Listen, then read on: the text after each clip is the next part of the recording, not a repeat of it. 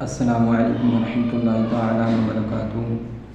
الحمدللہ، کیسے آپ سب لوگ؟ امید کرتا ہوں خیریت سے ہوں گے۔ اللہ تعالیٰ آپ کو اور بالکل صحت و سلامت رکھے۔ تو آج کی ویڈیو بنانے کا ہمارا مقصد یہ ہے، آج ہم آپ کو مفتی سلمان صاحب کی ایک ویڈیو دکھانا چاہتے ہیں جس سے اب آپ کو اچھا پیغام ملے گا، اچھا درس حاصل ہوگا۔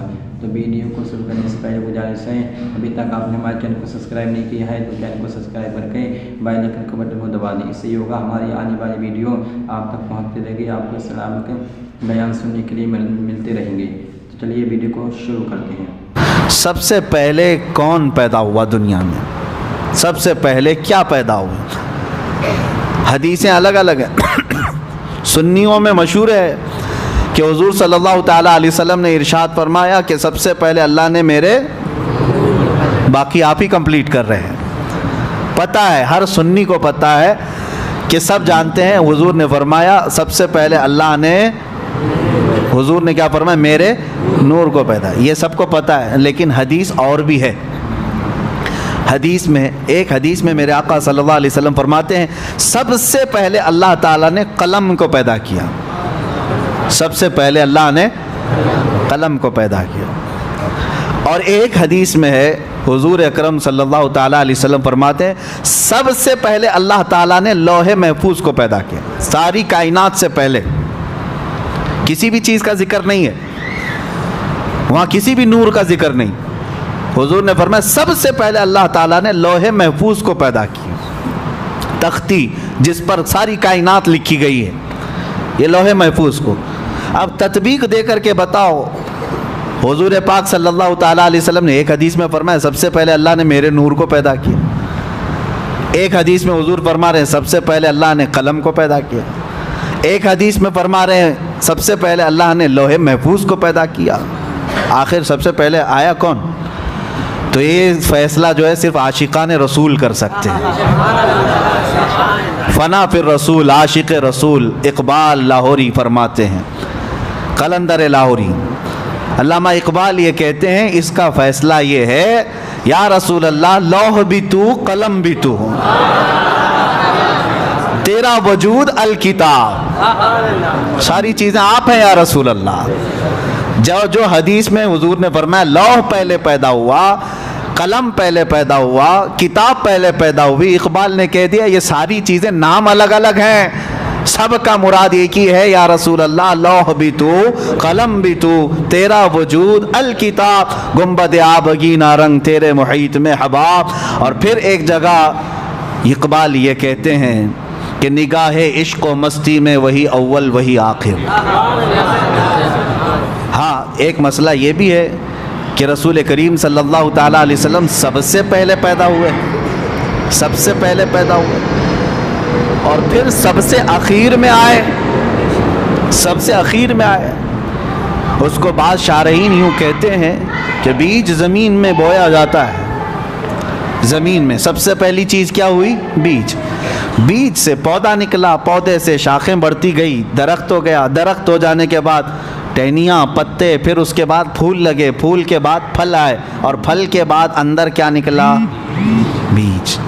یعنی اس درخت کی آخری چیز وہی بیج ہے جو زمین میں ہم نے بویا تھا،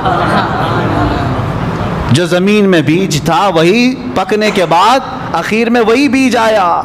تو اقبال یہ کہتے ہیں نگاہ عشق و مستی میں وہی اول وہی آخر۔ اب جو رسول اللہ صلی اللہ تعالیٰ علیہ وسلم کی حدیثیں ہیں اس میں ایک بات کی طرف میں آپ کو لے کر کے آ رہا ہوں، ذکر کیا ہے، کتاب کیا ہے، نور کیا ہے، لوح کیا ہے، قلم کیا ہے۔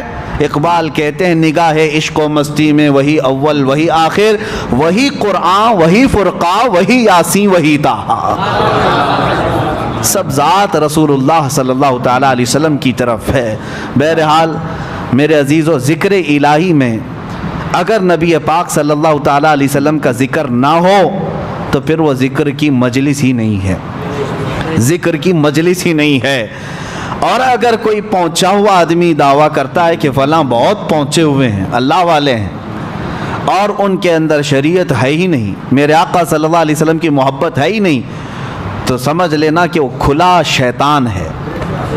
چاہے وہ تمہارے سامنے شعبدہ بازی کر کے دکھائے، جس کو تم کرامت سمجھتے ہوں گے، آسمان میں اڑ کر کے دکھائے، پانی میں چل کر کے دکھائے، اگر میرے مصطفیٰ کی محبت نہیں تو وہ شیطان ہے، وہ شیطان ہے۔ کیوں؟ اعلیٰ حضرت نے بھی فرمایا بخدا خدا کا یہی ہے در، اللہ تک پہنچنا ہے تو میرے مصطفیٰ کی ذات سے ہی جانا ہوگا، نہیں اور کوئی مفر مقر جو وہاں سے ہو یہیں آ کے ہو، جو یہاں نہیں تو وہاں نہیں۔ حضور پاک صلی اللہ تعالیٰ علیہ وسلم کی طرف ہم سب کو چلنا ہے۔ عزیزان گرامی وقار، میں تقریر کی غرض سے نہیں بیٹھا، اب مجلس ذکر ہماری قائم کرنی ہے، اس سے پہلے دلوں کو گرم ہونا بھی ضروری ہے، اور ہمیں پتہ ہے سنیوں کے دل گرم ہوتے ہیں تو نام مصطفیٰ سے ہوتے ہیں، اور جب تڑپ پیدا ہو جائے میرے مصطفیٰ کی محبت کی تو دل جب کھل جاتا ہے اور اللہ کے ذکر کی برکتیں اس میں اترنے لگتی ہیں۔ جو بند دل ہیں یا زنگ آلود ہیں اس کو چھانٹنے کے لیے میرے مصطفیٰ کا ذکر کافی ہے۔ جس کے سینے میں محبت مصطفیٰ ہو وہ یاد آتے ہی اس کا دل مچلنے لگتا ہے، دل دھڑکنے لگتا ہے، اور جب دل دھڑکنے لگے تو اس گرما گرمی میں ہی اسے سب کچھ دیا جاتا ہے۔ آپ کو پتہ ہے بہت ساری چیزیں نقش کرنے کے لیے تپانا پڑتا ہے، ہاں سونے کو نقش کرنے کے لیے پہلے آگ میں تپایا جاتا ہے، جب وہ گرم ہو جائے تو چھوٹی سی ہتھوڑی سے اس پر اچھا خاصا نقش بن جاتا ہے۔ تو ہمیں پہلے اپنے دل کو تپانا ہے عشق مصطفیٰ میں، پھر ذکر الہی کی ضرب لگاؤ اس دل پر، دیکھنا پھر نقش بنتا چلا جائے گا، نقش بنتا چلا جائے گا۔ لیکن جتنے بھی اذکار ہیں، جتنے بھی ذکر آپ کریں گے، بے عشق مصطفیٰ کے کچھ نہیں۔ ہمارے بزرگوں نے فرمایا، بہت سارے مدرسے ہیں آج، ہاں حضور کی گستاخی بھی کرتے ہیں اور بخاری بھی پڑھاتے ہیں، حضور پاک صلی اللہ تعالیٰ علیہ وسلم کی توہین بھی چلتی ہے، حضور کو ہلکا جانتے ہیں، کبھی بڑا بھائی، کبھی پیٹھ پیچھے کا علم نہیں، یہ ساری باتیں، لیکن پھر حضور کی حدیثیں بھی پڑھتے ہیں، وہ بخاری بھی یاد ہے ان کو۔ یہ کیا مسئلہ ہے؟ تو ان کے لیے کہا گیا یہ صرف اور صرف اوپر کا مسئلہ ہے، بے عشق مصطفیٰ پڑھتے ہیں جو بخاری۔ ہمارے بزرگوں نے فرمایا بے عشق مصطفیٰ پڑھتے ہیں جو بخاری، آتا ہے بخار ان کو، آتی نہیں بخاری۔ جی بے شک سبحان اللہ، کیا کہہ دیا۔ تو آج کی ویڈیو یہیں پہ ختم کرتے ہیں۔ السلام علیکم ورحمۃ اللہ تعالیٰ وبرکاتہ۔